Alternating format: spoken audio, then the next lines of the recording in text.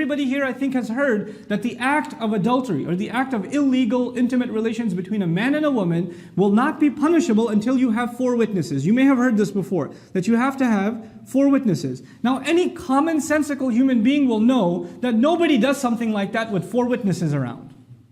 Nobody does that with 4 witnesses around. The only way you can do something like that with 4 witnesses around is if you're out in public.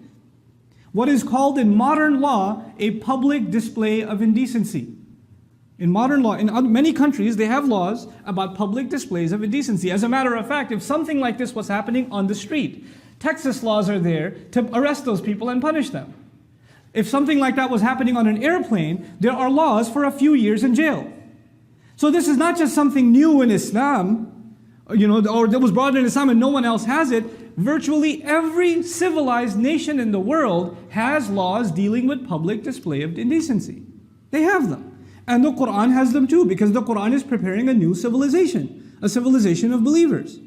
And this is a very serious crime, because if that kind of shamelessness is happening openly in the street, where even 4 people can walk by and see it, then there are going to be children, young people, there are going to be innocent people that haven't been exposed to that kind of corrupt images, and this is going to damage them psychologically.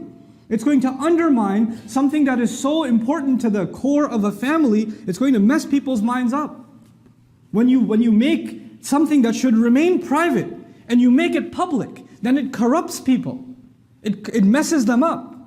Now let's take a step back and understand something.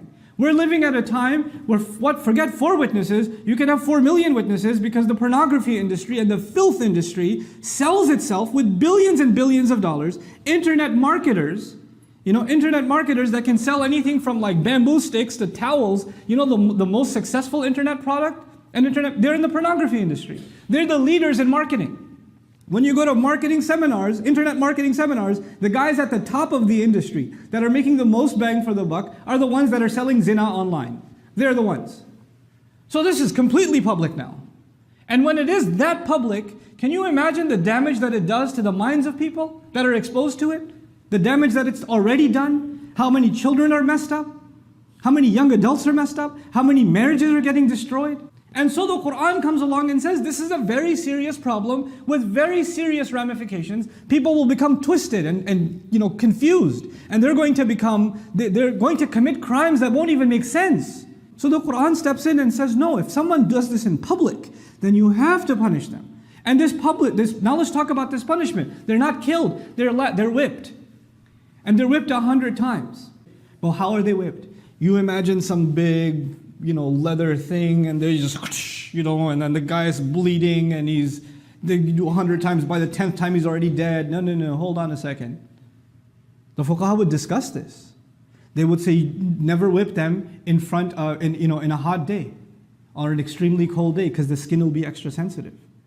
Don't whip them out in the blazing sun, because that's not punishment Allah intends for them. When the guy raises his hand, his armpit shouldn't show, so he shouldn't go like this. Like, we think that when you're going to punish, then the guy we should get is like a pro wrestler or somebody who's going to, when he whips, is going to be like, serious. No, that's not the point. As a matter of fact, it's more ceremonial than anything else. In Islamic history, this punishment has been executed. By the way, Islam spread across continents, you know that. Hundreds of millions of people have been Muslim throughout the last 1,500 years. And this is recorded to have happened maybe 3-4 times. There was not an occasion where this would even be executed. That's Islamic history. Across the continents. And if it did happen, make sure their armpit doesn't even show.